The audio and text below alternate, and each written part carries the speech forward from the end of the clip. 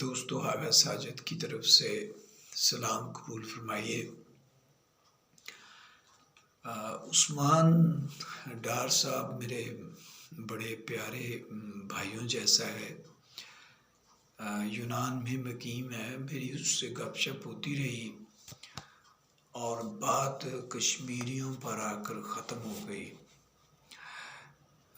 میں نے ذہن بنا لیا کہ میں آج کشمیر پر بات کروں گا۔ دوستو، کشمیر کو لاک ڈاؤن ہوئے آج کوئی 9 ماہ سے زائد کا عرصہ گزر چکا ہے۔ کشمیر کی داستان غم کا جائزہ لیں تو علم ہوگا کہ اب تک 1 لاکھ کے قریب کشمیری مسلمان بدمعاش انڈین آرمی کے ہاتھوں شہید ہو چکے ہیں۔ چھوٹے چھوٹے بچوں کو شاٹ گن سے دانستہ نابینا کیا گیا۔ دنیا خاموش رہی۔ عورتوں کی عصمت دری کی گئی۔ 10,000 سے زائد خواتین کو جنسی زیادتی کا نشانہ بنایا گیا۔ دنیا خاموش رہی۔ وہ بے حیا اہل مغرب کی پلانٹڈ میرا جسم میری مرضی والی کدھر گئی؟ کوئی صدائے احتجاج بلند نہ ہوئی۔ انڈین فوجیوں نے سر عام خواتین کو گھروں میں گھس کر بے آبرو کیا۔ ویڈیوز منظر عام پر آئیں۔ دنیا خاموش رہی۔ مسلمان بوڑھوں کی داڑھیوں کو پکڑ پکڑ کر کھینچا گیا، ڈنڈوں سے مارا گیا، ٹھڈے مارے گئے۔ دنیا خاموش رہی۔ چھوٹے چھوٹے بچے مہینوں دودھ کے لیے بلکتے رہے۔ دنیا خاموش رہی۔ سامان خورد و نوش ختم ہو چکا، لوگ پتے کھانے پر مجبور ہوئے۔ دنیا خاموش رہی۔ گھروں میں کئی دن سے میتیں پڑی رہیں۔ کشمیری چیختے چلاتے روتے رہے۔ دنیا خاموش رہی۔ مساجد بند کر دی گئیں۔ نماز جمعہ، محرم الاحرام کے جلوسوں پر پابندی لگ گئی۔ دنیا خاموش رہی۔ جنازہ پڑھنے پر پابندی لگ گئی۔ دنیا خاموش رہی۔ ہسپتال بند کیے گئے، مریض رل گئے۔ چھوٹے چھوٹے بچے دوائی نہ ملنے سے مر گئے، رل گئے۔ دنیا خاموش رہی۔ کشمیریوں کی نسل کشی ہوتی رہی۔ دنیا خاموش رہی۔ یہ ظلم و ستم کشمیر سے آگے بڑھا اور اس نے پھر دہلی کو اپنی لپیٹ میں لے لیا۔ کیا کچھ نہیں ہوا؟ دہلی میں عورتوں بچوں کو زندہ جلایا گیا۔ دہلی پولیس اور بی جے پی کے بدمعاش دندناتے پھرتے تھے۔ ایک بوڑھی عورت کو حکم دیا کہ اپنی جھونپڑی چھوڑ دو۔ وہ روتی رہی، یہ میری جنت ہے، میں نہیں جاؤں گی۔ اس کی آنکھوں کے سامنے اس کے گھر کو آگ لگا دی گئی۔ چیختی رہی، پاؤں پڑتی رہی، مجھے میری بیٹی کو باہر نکال لینے دو۔ ان وحشی بے حیاؤں نے تڑپتی ماں کے سامنے بچی کو زندہ جلا دیا۔ دنیا خاموش رہی۔ مسلمانوں کی دکانیں، جائیدادیں، گاڑیاں جلا دی گئیں۔ دکانوں کو لوٹ لیا گیا، گھروں کو آگ لگا دی گئی۔ 2 ٹکے کے یہ بے حیا بی جے پی کے گنڈے، یہ لونڈے باریش بزرگوں کی داڑھیوں کو کھینچ کھینچ کر کہتے رہے کہ جے شری رام کے نعرے لگاؤ۔ مساجد کے معصوم اماموں کو گائے کا پیشاب پینے پر مجبور کرتے رہے۔ مساجد کو آگ لگا دی۔ مسلمانوں کے بچے اسکول نہ جا سکے، ہوٹلز بند ہو گئے، کارخانے بند ہو گئے۔ لوگ گھروں کی چھتوں پر رب سے دعائیں مانگتے رہے۔ دنیا خاموش رہی۔ دنیا کیوں خاموش رہی؟ اس لیے خاموش رہی کہ مرنے والے مسلمان تھے۔ ہاں، مسلمان تھے۔ دنیا مسلمانوں کی برداشت کو آزماتی رہی۔ یہ ہندو اور اہل مغرب ہماری برداشت سے واقف نہ تھے۔ ہماری برداشت دیکھنی ہے تو ہمارے رسول کو دیکھیے۔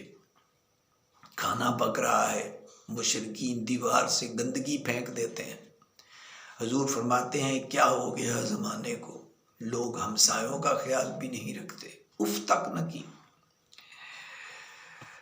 ہندا سامنے بیٹھی ہے، یہ وہی عورت ہے جس نے رسول کے پیارے عزیز ترین چچا کا کلیجہ چبایا، ہڈیوں کا ہار بنایا اور جسم کے ٹکڑے ٹکڑے کر دیے.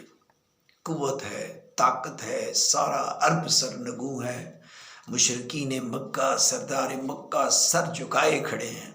فرمایا جاؤ، میں نے نہ صرف تمہیں معاف کیا بلکہ تیرے گھر میں بھی جو پناہ لے گا اسے بھی معاف کیا. طائف کے بازاروں میں اتنے پتھر مارے گئے کہ آپ کا جسم زخموں سے چور چور تھا. اتنے پتھر مارے گئے کہ آپ کا جسم زخموں سے چور چور تھا. جوتے مبارک خون سے بھر گئے. لونڈے آپ کو بازو سے پکڑ کر اٹھاتے اور پھر کھڑا کر دیتے، دھکے دیے، ٹھڈے مارتے، تمسخر اڑاتے، کیا کچھ نہیں کیا. میرے رسول نے کہا ہے رب یہ جانتے نہیں کہ یہ کیا کر رہے ہیں، اے اللہ انہیں معاف کر دے. بی جے پی کے بدماش یہ جانتے نہیں تھے.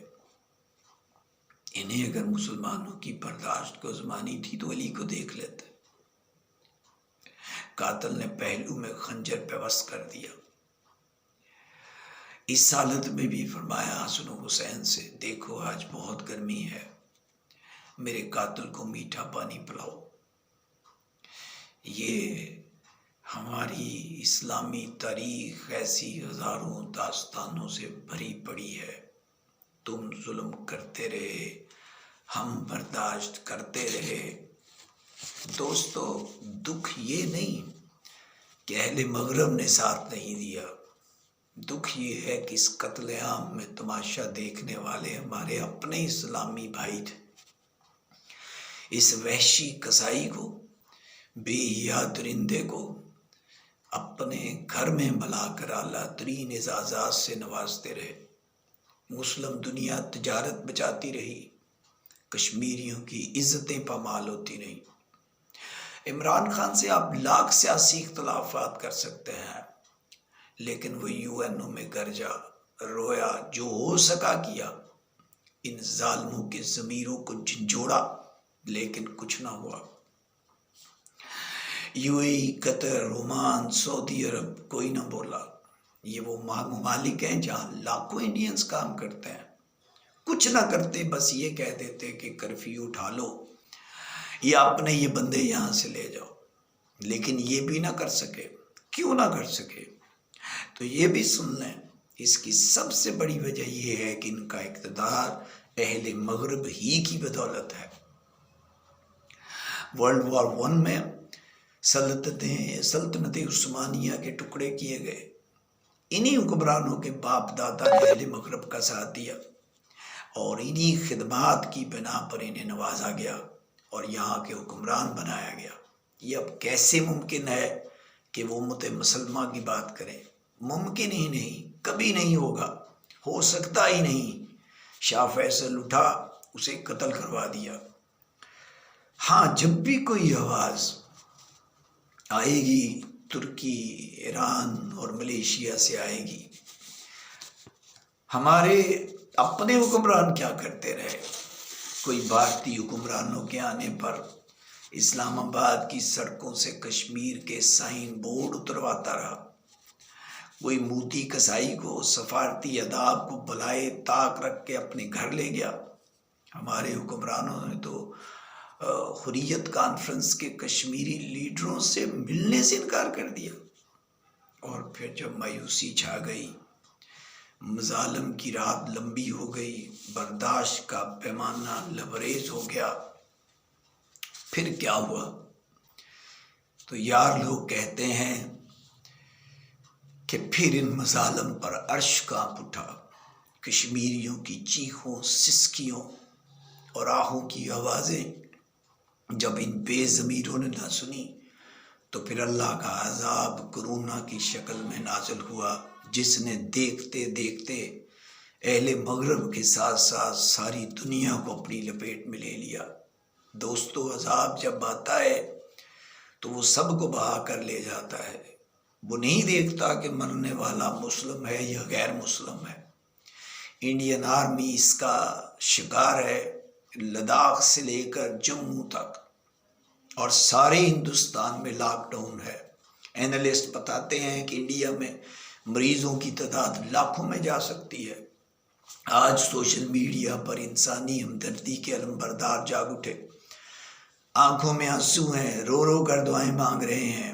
جس قرآن کو جلاتے رہے آج اسی قرآن کی تلاوت وائٹ ہاؤس میں بیٹھ کر سن رہے ہیں، کبھی مساجد میں اور کبھی بھاگ بھاگ کر چرچز میں جا رہے ہیں، انہی مساجد میں جنہیں اپنے ہاتھوں سے گراتے رہے۔ آج انہی علماء سے التجائیں کر رہے ہیں جنہیں دہشت گرد کہتے تھے، جنہیں دیکھ کر کہتے تھے گولی مارو ان سالوں کو، انہی علماء کو جنہیں گائے کا پیشاب نہ پینے پر باندھ باندھ کر تشدد کرتے رہے، جنہیں دہشت گرد کہتے رہے، آج لاشوں کے ڈھیر لگ چکے ہیں، کوئی اٹھانے والا نہیں۔ اب یاد آتا ہوگا کہ کشمیری کیسے 70 سال سے لاشیں اٹھاتے رہے۔